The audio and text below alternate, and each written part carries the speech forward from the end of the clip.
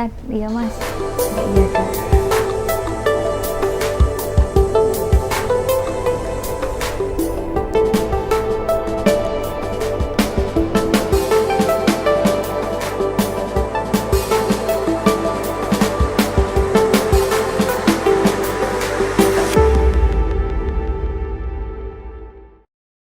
Assalamualaikum warahmatullahi wabarakatuh. Bagaimana kabarnya pemirsa? Semoga selalu sehat dan selalu berada dalam lindungan Allah Subhanahu wa taala.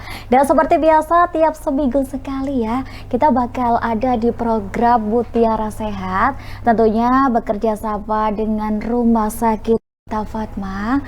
Dan untuk hari ini kita kedatangan narasumber yakni Dr. Lukito Prabowo selaku Wakil Direktur Pelayanan Medis dan Keperawatan Rumah Sakit Mata Fatma, Dokter. Betul. Assalamualaikum, Dokter. Waalaikumsalam, baik. Sudah 2 kali kesini ya? Sudah terlatih untuk naik ke atas ya, Dok ya? Selalu sehat ya, Dokter ya.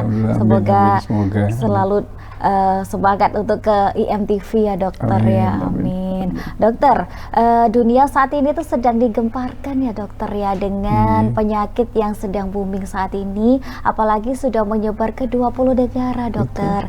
Nah, yang paling miris sekali, kenapa penyakit itu tuh banyak diderita oleh anak-anak yang usianya masih di bawah 10 tahun. Begitu, Dokter. Nah, untuk lebih lanjut, sebelum bicara lebih dalam lagi, Dokter, saya mau bertanya, Dokter, sebenarnya apa sih hepatitis itu? Baik, ya. Memang dunia saat ini sedang resah ya. Ada timbul lagi penyakit yang misterius, ini namanya hepatitis akut misterius yang belum tahu penyebabnya. Tetapi sebelumnya saya jelaskan bahwa secara umum hepatitis adalah penyakit peradangan pada hati. Jadi ini disebabkan oleh faktor infeksi dan non-infeksi. Yang faktor infeksi itu biasanya memang karena virus biasanya. Dan itu ada beberapa yang sudah kita kenal terdahulu ya, virus hepatitis A, B, C, D, sampai E. Nah, itu menimbulkan gejala-gejala yang bervariasi. Kemudian faktor non-infeksi. Faktor non-infeksi ini bisa disebabkan karena obat-obatan atau penyakit autoimun, racun. Jadi memang faktor non-infeksi ini juga berperan dalam peradangan. Oke, Dokter. Sebenarnya gejalanya apa saja, Dokter, yang bisa kita lihat secara kasat mata? Betul. Ketika seseorang itu terkena hepatitis, Dokter, apalagi ya misalnya anak kecil yang belum bisa ngomong kalau sakit gitu, Dokter. Baik, ini kita ngomong secara umum dulu ya. Baik. Jadi kalau hepatitis ini hepatitis akut ya, biasanya gejala awalnya seperti gejala-gejala awal penyakit-penyakit karena virus ya. Itu biasanya mual, muntah, nyeri perut, terus kemudian sakit perut, dan ada demam sedikit, itu gejala awalnya. Kemudian bisa berlanjut, ini buang air kecilnya bisa seperti teh, buang air besarnya kotorannya tidak berwarna seperti biasa, jadi putih gitu. Dan gejala lebih lanjut lagi, biasanya pasien ini matanya menjadi kuning dan bisa penurunan kesadaran. Jadi emang yang kasat mata itu gejala awalnya itu. Bisa juga sih disertai juga nyeri otot. Jadi gejala awal seperti biasa penyakit infeksi pada umumnya. Nah, saya tadi dengar dokter menerangkan bahwasanya hepatitis itu ada yang A, ada yang B. Nah, sebenarnya saya kan dari kacamata Hepatitis A itu apa dan bagaimana penyebab, apa saja penyebabnya gitu? Bisa dijelaskan ya dokter ya? Baik, jadi hepatitis itu ada A, B, C, D, dan E ya. A itu menurut kategori virusnya. Jadi ini golongannya adalah golongan adenovirus biasanya. Itu tipe A, tipe B, C, D, dan E. Dan itu punya gejala sendiri-sendiri. Kalau hepatitis A, itu gejalanya ringan, gitu. Nggak sampai berat. Hepatitis B, C, itu bisa memberat karena dia berjalannya kronis dan pada saat akhir dia akan menjadi berat. Gitu. Yang D dan E, D ini biasanya berhubungan dengan B. Dia kalau terinfeksi B, biasanya D juga kena. Gitu. Dan ini juga sama fatalnya, jadi bisa berakibat fatal karena berjalannya kronis yang menyebabkan namanya sirosis hati, jadi pengecilan hati. Gitu. Berarti kalau orang dikatakan dengan seseorang yang mengenai apa itu namanya hepatitis dengan golongan A, orang dikatakan terkena hepatitis golongan A adalah orang yang bergejala ringan, begitu dokter? Ringan, betul. Nah, kalau orang yang dikatakan dengan gejala yang agak tinggi, gimana itu dokter? Kalau mengatakan dalam ilmu medis ya, untuk gejala B, saya lebih bingung ya dokter. Yang B, yang A itu gejalanya ringan seperti gejala awal gitu, sampai mungkin juga diare, kuning ya, juga timbul kuning, tapi dia bisa sembuh sendiri, kan? Bisa. Berarti tidak perlu pengobatan ya kalau untuk hepatitis yang A ini, tidak dokter, perlu pengobatan ini yang gitu ya. Jadi perlu istirahat mungkin, makan yang baik, vitamin, ya. Membentuk metabolisme tapi yang sendiri. B dan C ini memang sebetulnya nggak ada obatnya gitu. Tapi sementara ini ada perkembangan ilmu yang ada untuk antivirus ini, ada obat-obat antivirus.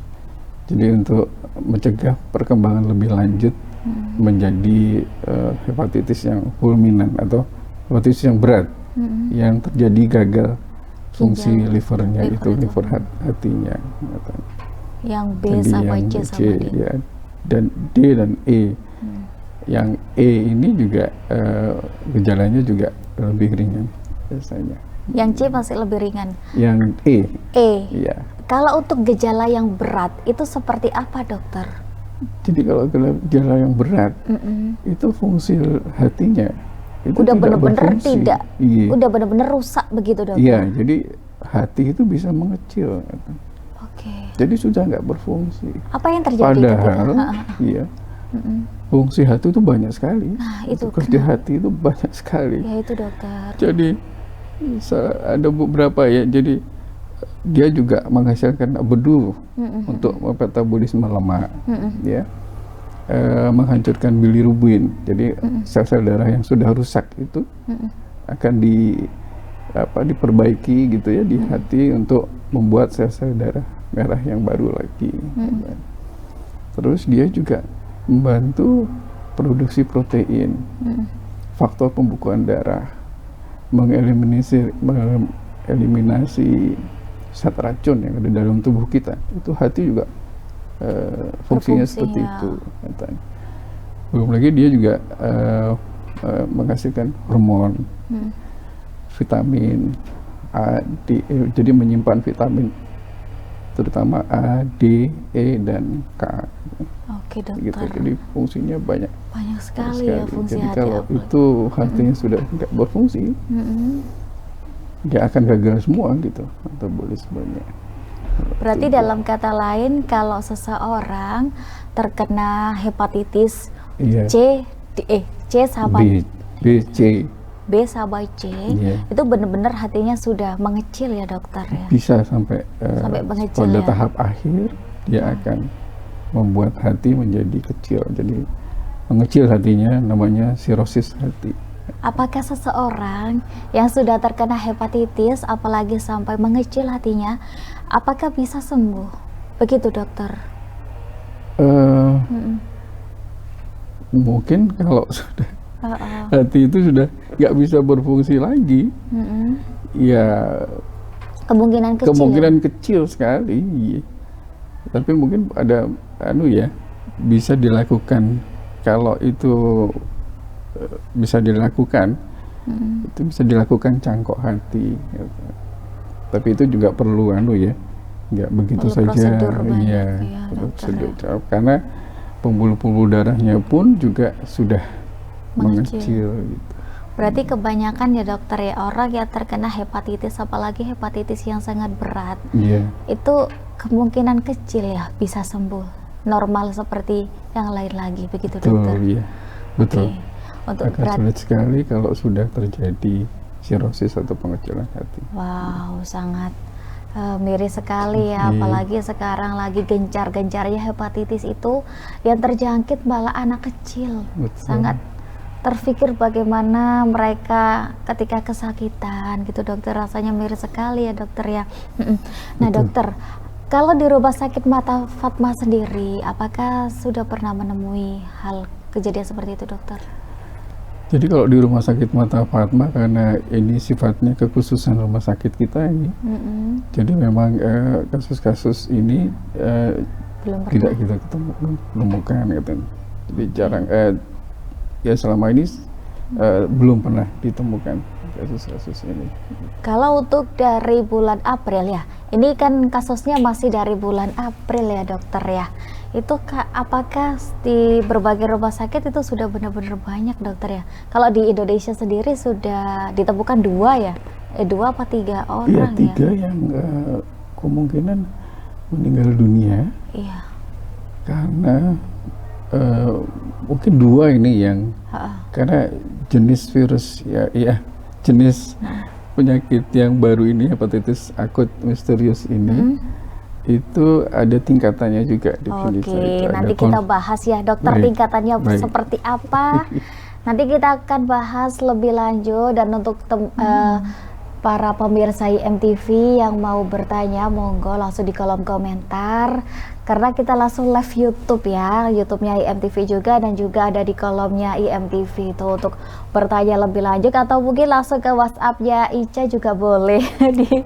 Nanti langsung saya tanyakan ke dokternya, karena emang ini adalah gejala penyakit yang sangat serius sekali. Oke, nanti kita akan kembali setelah jeda pariwara berikut ini. Tetaplah bersama kami.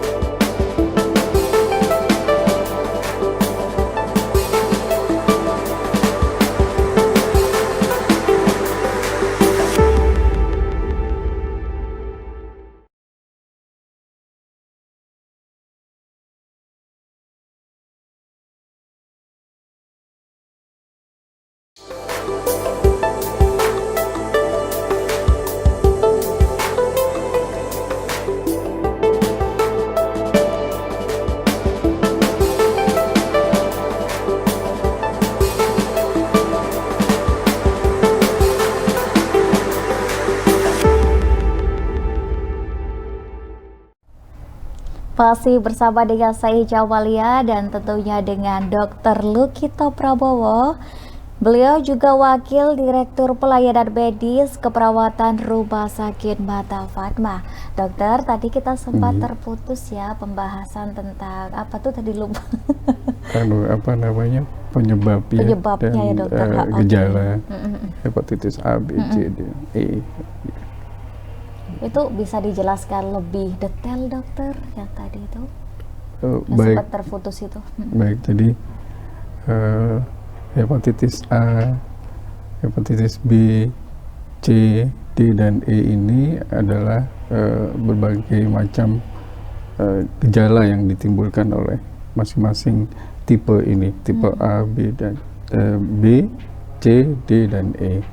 Jadi ini untuk hepatitis A, hepatitis E, hepatitis D, ini gejalanya tidak seberat atau prosesnya tidak akan berlanjut menjadi berat dibandingkan dengan hepatitis B dan C. Khusus untuk hepatitis B dan C ini dia bisa menjadi akut, dia bisa menjadi kronis gitu. Dan kronis ini membuat biasanya hati ini menjadi mengecil, jadi namanya sirosis, yaitu sudah berarti memang fungsi hatinya betul-betul sudah tidak berjalan dengan baik lagi. Jadi bisa dibayangkan fungsi hati yang begitu banyak, hatinya menjadi rusak, tidak bisa berfungsi lagi. Ya, jadi memang sudah stadium akhir. Ya. Dokter, dan emang untuk sembuh juga kemungkinan kecil ya. Kemungkinan kecil. Semua ya, semoga Allah kasih ada juga ya dokter ya. Tapi memang alhamdulillah untuk virus hepatitis A, B, C, D dan E ini sudah ada vaksinnya. Gitu. Mungkin ini bisa mencegah supaya tidak terjadi ke arah yang lebih berat. Oke, gitu. Berarti salah satu hal untuk mencegah terjadinya hepatitis dengan vaksin itu dokter ya? Betul, salah satunya itu, ya dokter ya.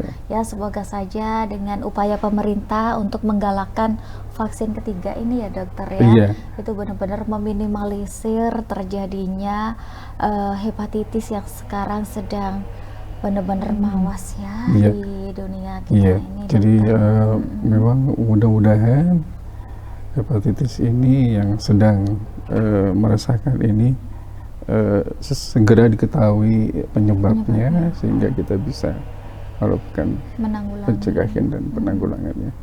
Oke dokter. Nah ini kan ada beberapa faktor ya yang dapat meningkatkan resiko seseorang menderita hepatitis. Sebenarnya apa saja faktornya dokter? Jadi faktor resikonya adalah karena hepatitis ini penyebarannya melalui pencernaan. Oh, pencernaan. Ya. Ya memang kemungkinan melalui udara, melalui saluran pernafasan, kemungkinan nggak bisa menutup itu ya, mungkin bisa. Tetapi yang utama adalah bahwa penyebaran ini melalui pencernaan. Jadi kalau kita kontak dengan penderita hepatitis, ya mungkin bisa kita terkena hepatitis itu. Maksudnya kontak apalagi seperti apa nih dokter? Kontak, jadi kalau mungkin kalau makan, alat makannya dipakai bersama dengan orang dengan penderita penyakit hepatitis. Itu bisa tertular gitu. Atau lewat transfusi darah ya. Orang yang donor atau orang yang menerima transfusi darah itu juga bisa tertular dengan hepatitis ini. Makanya untuk saat sekarang memang PMI itu sudah men-screening gitu. Jadi darah itu bebas hepatitis dan HIV. Iya, harus benar-benar. Sipilis juga, penyakit-penyakit. Iya, jadi harus. Dokter, berarti dalam kata lain kalau misalnya nih dokter ya, kalau kita belum tahu kalau dia itu adalah penderita hepatitis, tapi kita sudah terlanjur nih dokter, terlanjur untuk kontak secara terlanjur untuk makan pas bareng gitu loh dokter. Lalu bagaimana dokter? Apakah ketika kita kontak langsung kita menderita hepatitis atau bagaimana dokter? Masih ada prosesnya atau bagaimana dokter untuk penyebarannya? Iya, biasanya memang ada masa inkubasi namanya sampai terjadi infeksi, itu ada masanya. Itu tadi kita lihat aja gejalanya, gejala awalnya ya. Kalau kita harus alert ya, waspada. Kalau kita muntah, ya, nyeri perut, diare, kadang-kadang badan lesu, demam sedikit, nyeri otot, nggak nafsu makan, itu udah tanda-tanda awal gejala itu. Jadi memang harus memeriksakan diri ke ke dokter ya, pelayanan kesehatan untuk memastikan bahwa kita memang tertular oleh penyakit ini, hepatitis. Berarti dalam kata lain, orang yang terkena hepatitis itu benar-benar alat makannya disendirikan gitu dokter ya? Betul, iya.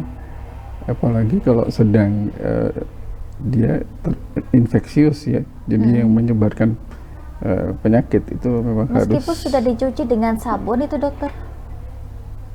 Kalau itu asal waktu makan bersama itu tidak memakai alat makan yang berganti ya. Jadi kalau sudah dicuci ya nggak apa-apa, nggak masalah. Kalau misalnya kita ngomongin soal virus yang COVID gitu ya, cuci tangan udah selesai, virusnya hilang gitu kan. Betul. Nah, apakah kalau dengan hepatitis dicuci, alat makannya dicuci itu sudah hilang virusnya atau bagaimana? Iya, insya Allah sudah hilang. Berarti tidak perlu kalau ada kita mencuci tangan dengan sabun, atau alat-alat itu dicuci dengan sabun, cuci gitu, insya Allah dia hilang, kuman itu akan mati. Oke, berarti tidak ada treatment khusus ya, misalnya betul, ya. Harus dikasih air hangat dulu biar benar-benar steril gitu, tidak ya dokter ya?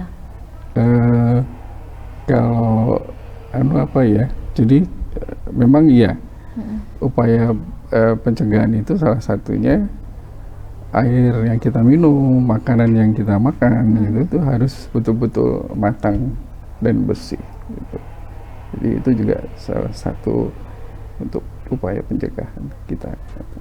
Berarti gini dokter ya, berarti untuk penderita hepatitis lebih baik alat makannya disendirikan. Betul, gitu? Iya. Ya, meskipun udah dicuci lebih baik disendirikan begitu dokter. Iya. Jadi waktu makan, waktu dia memakai alat itu memang harus sendiri gitu, nggak boleh dipinjamkan pada yang lain gitu. Oke, dokter. Okay. Tapi kalau alat makannya sih setelah dicuci boleh ya dokter, boleh ya. Asal pada waktu itu tidak memakai secara bersamaan. Gitu. Dokter, apakah orang yang kena hepatitis itu benar-benar ini kita ngomongin hepatitis akut ya dokter ya? Apakah orang yang sudah terkena hepatitis akut akan ditaruh di kayak ruang isolasi atau bagaimana gitu dokter? Apakah diperlakukan khusus seperti pasien yang terkena COVID atau bagaimana dokter? Kan menular juga itu dokter. Betul, iya. Ya itu tadi karena proses penularannya melalui pencernaan, jadi tidak segawat kalau COVID ya. Karena COVID kan lewat udara ya, lewat pernafasan kita, lewat droplet itu bisa. Tapi kalau ini memang lewat pencernaan kita, jadi lewat tangan masuk ke mulut dan baru kemungkinan terinfeksi gitu. Oke, berarti tidak ada upaya-upaya yang sangat gawat ya. Betul, seperti penanganan pasien COVID-19. Jadi untuk pemirsa nih ya, pemirsa yang semoga kita terhindar dari virus hepatitis. Amin. Ya dokter ya, apalagi virus itu baru sekali masuk ya di Indonesia April ya dokter ya, 2022. Dokter, kita sekarang ngobrolin soal hepatitis akut anak dokter, ya dokter ya. Nah, ini sekarang sedang marak sekali ya, bahkan ada kasus 2 orang ya di Indonesia yang sudah terkena hepatitis akut ya dokter ya. Sebenarnya kenapa sih dokter kok menyerang anak kecil gitu dokter? Baik, iya, jadi hepatitis yang sekarang ada ini yang sedang marak meresahkan kita semua. Ini memang tergolong hepatitis akut yang misterius. Jadi iya benar. Memang belum kita ketahui penyebabnya. Jadi sulit, belum tahu pasti ya apakah ini virus atau apa yang lainnya gitu. Ini sedang terus dilakukan penelitian untuk mengetahui apa ini menyebab hepatitis yang sekarang misterius itu kan. Jadi upaya kita memang harus maksimal, terutama meningkatkan kewaspadaan dan upaya-upaya pencegahan. Lalu apakah hepatitis misterius ini emang anak saja dokter yang terkena gitu dokter? Iya, memang ini anehnya penyakit yang hepatitis akut misterius ini menyerang anak-anak usia 16 tahun ke bawah, terutama pada umur-umur 10 tahun ke bawah. Oke, Gitu. nanti kita bahas lebih dalam lagi dokter ya. Baik. Bagaimana hepatitis akut ini menyerang anak dan bagaimana upayanya dan bagaimana agar orang tua lebih waspada lagi terhadap anaknya, nanti bakal kita bahas setelah jeda pariwara berikut ini, dan tetaplah bersama kami.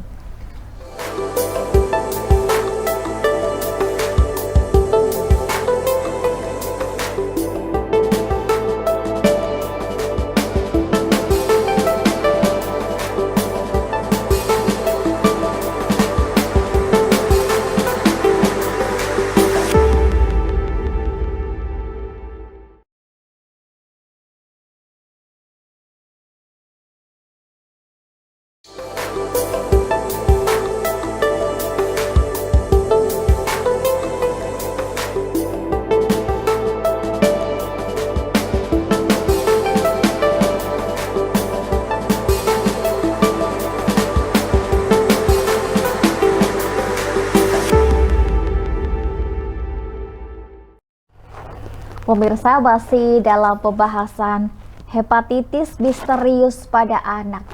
Seserius apa hepatitis yang sedang terjadi ya dokter ya? Tadi sempat terputus ya. Itu bagaimana dokter bisa dijelaskan lebih lanjut dokter? Seserius apa hepatitis misterius ini? Begitu, Baik, ini memang hepatitis akut misterius ini karena belum mengetahui betul apa penyebab pastinya, dan ini proses perjalanan penyakitnya cepat sekali dan cepat menjadi gawat. Jadi hepatitis ini namanya hepatitis fulminan, jadi berat, hepatitis berat.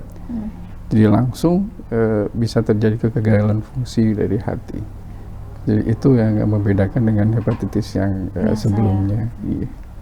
Lalu kenapa kok anak dokter? Ya itu ya nggak apa ya, belum mengerti, belum tahu ya apakah kenapa ini menyerang pada usia anak. Gitu. Apakah mungkin ya kan dokter, ini kemungkinan antibodi anak itu belum sekuat orang dewasa atau bagaimana dokter? Ya ini yang saya juga belum mengerti betul ya, apakah terkait dengan antibodi atau bukan. Jadi saya belum bisa menjawab ini, belum bisa memastikan apakah ini memang hubungannya dengan antibodi yang ada di dalam tubuh kita gitu. Tapi kelihatannya memang ini bukan berhubungan dengan antibodi kelihatannya. Apakah ini tadi saya belum bisa karena apakah ini virus atau yang lainnya ya. Tapi memang ditemukan sih ada beberapa kasus yang ini ada adenovirusnya, jadi yang memang ada virusnya gitu. Tapi ada juga yang tidak ditemukan virusnya gitu. Jadi makanya itu masih membingungkan. Jadi belum kalau pasti. Misalnya virus dokter, virusnya tuh dari mana gitu loh? Kan katanya tadi kan dari alat makan. Sedangkan kita tahu sendiri bahwasanya yang lebih berpengaruh, yang lebih berpotensi untuk kena itu kan orang dewasa, yang sering keluar rumah, sering melakukan aktivitas di rumah, di luar rumah maksud saya dokter. Sedangkan anak-anak apalagi masih di bawah umur 10 tahun, mungkin keluar rumah itu kan masih dalam pengawasan orang tua, begitu kan dokter ya. Lalu bagaimana dokter penjelasannya, begitu dokter? Jadi gini Mbak Ica, itu kan faktor penyebarannya ini kan lewat pencernaan. Jadi kalau tangan kita nggak bersih, karena virus itu ada di mana-mana gitu. Nah, kalau tangan kita kotor yang mengandung virus kemudian masuk ke tubuh kita, melalui pencernaan dia bisa terinfeksi. Jadi ini faktor higienis kelihatannya. Jadi terutama itu penyakit hepatitis ini. Penularannya seperti itu, Mbak Ica. Jadi saya paham sekali bahwasannya kenapa kok bisa menyerang anak. Kemungkinan ya dokter ya, kita kan belum bisa ngomong faktanya seperti ini karena belum ada penelitian yang benar. Mungkin karena seorang anak, apalagi anak di bawah 10 tahun itu masih sudah main, terus belum tahu apakah ini tangannya bersih atau kotor, langsung saja makan, begitu ya dokter ya. Itu ya dokter ya. Itu salah satu faktornya. Karena higienis tadi ya. Jadi untuk para orang tua ya, jadi bisa benar-benar mawas. Bagaimana dokter? Iya, betul. Untuk orang tua benar-benar dipahami ya. Untuk benar-benar dipahami bahwasannya anak itu belum tahu untuk melindungi diri sendiri gitu dokter ya. Jadi perlunya orang tua itu ya seperti itu ya betul, dokter. Iya. Membimbing anak-anak itu untuk memang berperilaku sehat ya. Gitu. Apalagi sampai kukunya hitam-hitam gitu kecil itu. Iya dokter ya. Iya, apalagi kalau ya suka jajan gitu ya, kita nggak tahu penjual itu apakah airnya betul-betul matang, makanannya juga dimasak dengan baik gitu, kita nggak tahu. Jadi itu faktor-faktor. Saya paham sekali sekarang kalau bahwasanya kenapa hepatitis itu bisa menyerang anak-anak dan karena orang dewasa itu masih bisa menjaga diri ya dokter ya. Tahu tangannya kotor nggak mungkin langsung makan, orang dewasa dokter pasti langsung cuci tangan dulu. Dan sedangkan anak kecil kalau bukan orang tuanya yang memberitahu, mana mungkin anak kecil langsung cuci tangan gitu kan. Apalagi anak di bawah umur gitu dokter. Jadi memang itu tadi misteriusnya itu kenapa kok anak-anak yang diserang ya usia 16 tahun ke bawah. Ya, mudah-mudahan ini akan segera ketahuan nih apa penyebab dari hepatitis akut misterius ini. Jadi benar-benar semoga ya kedepannya hepatitis akut misterius ini benar-benar bisa ditemukan. Iya, amin. Solusinya ya dokter ya. Amin. Terus apakah orang tua, apa peran orang tua juga harus benar-benar dipahami karena semua itu nggak hanya dokter ya, orang tua juga sangat penting ya dokter ya. Bukan karena kita sakit terus semuanya diberikan ke dokter, bukan. Peran orang tua juga sangat penting bagi kesehatan anak karena kebersihan anak itu utama dari orang tua dokter. Betul. Seperti itu ya dokter ya. Nah ini saya bilang ini dokter untuk orang tua ini bagaimana dokter ke depannya biar ini benar-benar gimana dokter? Pesan orang tua. Iya, jadi ya terutama kita memang harus waspada untuk saat ini ya, terutama untuk mengetahui apakah kita mau bisa terhindar dari penyakit hepatitis akut misterius ini dengan upaya-upaya pencegahan kita gitu ya Mbak. Terus ya protokol kesehatan tuh terus kita jalankan. Jadi mencuci tangan sebelum dan sesudah aktivitas harus kita lakukan dengan sabun, dengan air mengalir. Terus itu tadi jangan memakai alat makan yang bersamaan. Nggak boleh saling meminjamkan alat makan.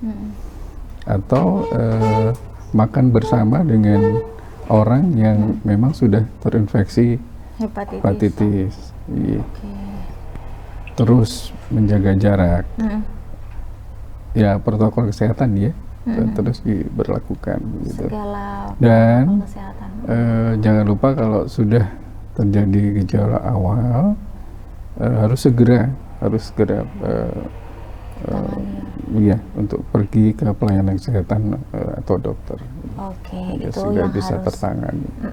Itu yang harus dilakukan oleh orang tua dan untuk para orang tua benar-benar harus dikontrol anaknya ya dokter ya, benar-benar dikontrol dari sisi kesehatannya atau mungkin anak yang sudah terjangkit hepatitis segera diperiksakan ke dokter. Begitu ya dokter ya. Dan untuk lebih baik kan mencegah daripada mengobati, tuh makanya perlunya kebersihan. Nah, nanti kita akan bahas lebih dalam lagi di segmen terakhir ya. Tentunya setelah jeda berikut ini, dan tetaplah bersama kami.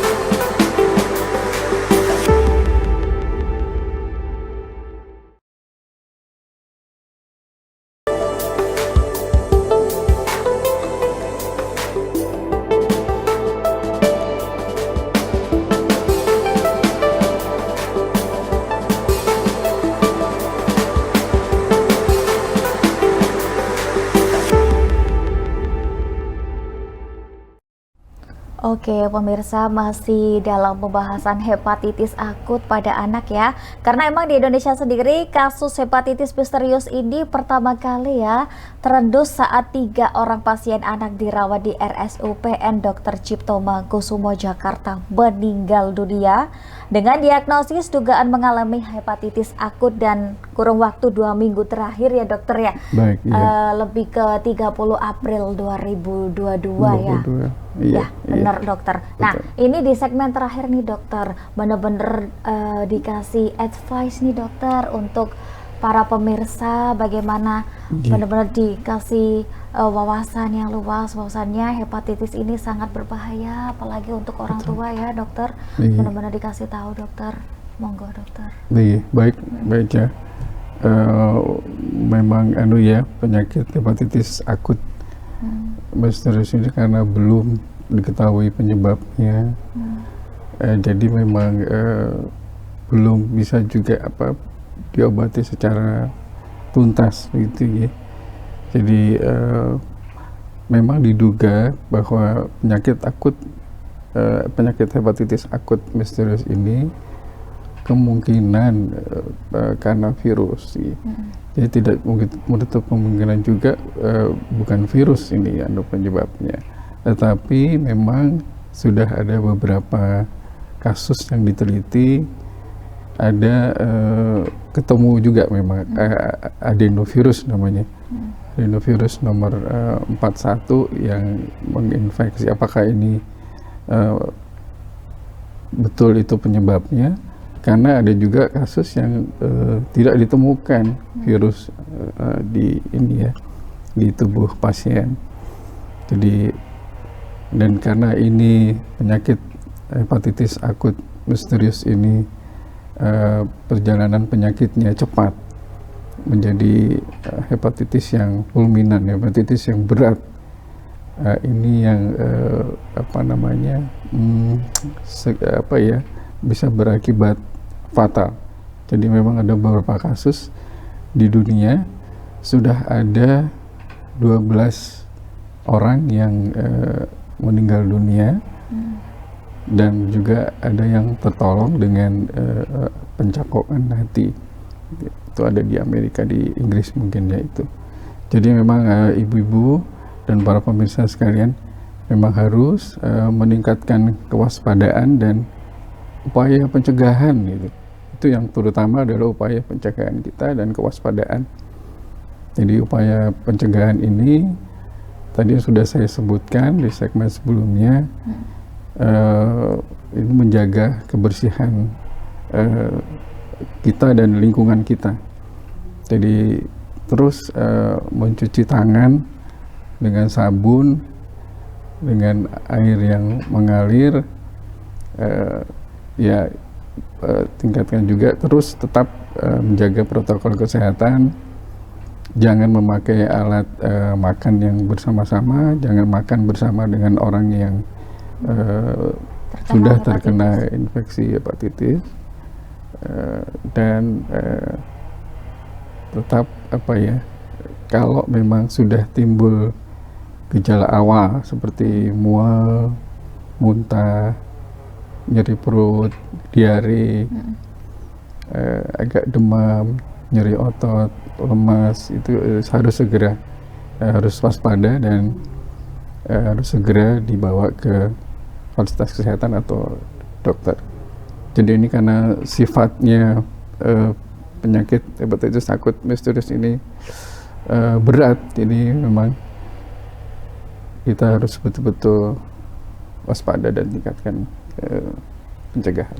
Oke, begitulah pemirsa, karena emang hepatitis akut ini adalah virus yang baru bulan lalu ya, baru bulan lalu masuk ke Indonesia ya dokter ya. Bahkan ini sudah tersebar ke 20 negara dan ini sudah menjadi perhatian, sangat-sangat perhatian dari pemerintah ya dokter ya, apalagi dari pihak kesehatan.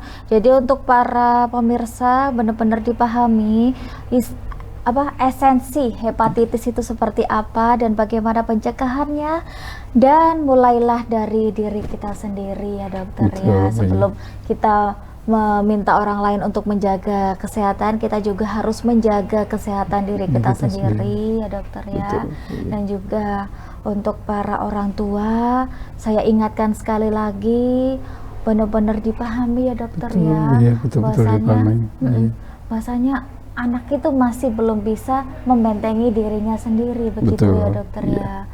Jadi sangat-sangat perlu sekali, sangat penting sekali peran orang tua untuk membentengi anaknya dari berbagai hal yang tidak usah terjadi kepada anak, seperti misalnya ada virus yang terjadi dari kebersihannya, dan tetap protokol kesehatan tetap ya dokter ya. Itu harus terus kita jaga protokol kesehatan. Bukan berarti sekarang dilonggarkan presiden untuk tidak pakai masker. Oh iya. Ya. Oh iya, baru kemarin ya. Iya, memang kalau di luar ruangan, aktivitas di luar ruangan, memang dikatakan bahwa kita sudah boleh melepas masker ya. Tetapi untuk tetap menjaga, apakah ini karena timbul penyakit baru ya, penyakit hepatitis akut yang masih misterius ini, kalau tidak sekali, memang lebih baik kita tetap memakai masker ya dokter ya. Karena ada lagi virusnya belum selesai dokter, COVID-nya ya. Virus COVID-nya belum selesai. Ada lagi ya, semoga benar-benar ini yang terakhir ya dokter ya. Amin, insyaallah. Dan semoga bumi kita pulih kembali. Amin. Amin. Dokter, ada yang mau disampaikan lagi ke para pemirsa untuk segmen terakhir ini? Baik, jadi tadi yang sudah saya sampaikan. Jadi tetap ya Ibu, para pemirsa sekalian harus meningkatkan kewaspadaan dan upaya pencegahan yang utama, sehingga penyakit ini tidak menyebar lagi di lainnya. Dan tidak terjadi seperti kasusnya COVID-19 yang bertahun-tahun ya dokter ya. Ya semoga ini kejadian nggak sampai setahun ya dokter, mungkin bulan depan ini sudah selesai kan. Amin ya dokter. Amin. Kan kita berharap sih dokter ya, kali aja dijabahi sama Allah. Amin. Dan makasih banyak untuk para pemirsa yang sudah di sini dari tadi ya, dari jam 1 sampai jam 2, nggak kerasa ya dokter ya. Sudah 1 jam kita berbincang, dan terima kasih banyak loh dokter sudah sharing ilmu ke para pemirsa IMTV. Dan untuk para pemirsa IMTV yang mau tahu lebih lanjut dan mau tahu video ulangnya, nanti kita akan tayangkan di YouTube ya. Dan untuk para pemirsa IMTV yang belum melihat, boleh langsung ke YouTube-nya IMTV, karena kita tayang juga di YouTube dokter. Jadi habis live langsung tayang di YouTube dokter. Jadi untuk para pemirsa yang belum tahu, langsung aja ke YouTube-nya IMTV, karena semua yang ditayangkan secara live kita masukkan ke YouTube, karena kita emang untuk sharing ilmu dokter. Terima kasih. Ya, makasih. Saya ucapkan terima kasih sekali lagi ya dokter Lukita dari Lukito, maaf ya dokter. Dokter Lukito Prabowo, Wakil Direktur Pelayanan Medis dan Keperawatan Rumah Sakit Mata Fatma. Dan akhirnya saya Ica Malia dan juga dokter Lukito Prabowo pamit undur diri. Terima kasih atas kebersamaan Anda, dan wassalamualaikum warahmatullahi wabarakatuh. Sampai jumpa. Waalaikumsalam warahmatullahi wabarakatuh.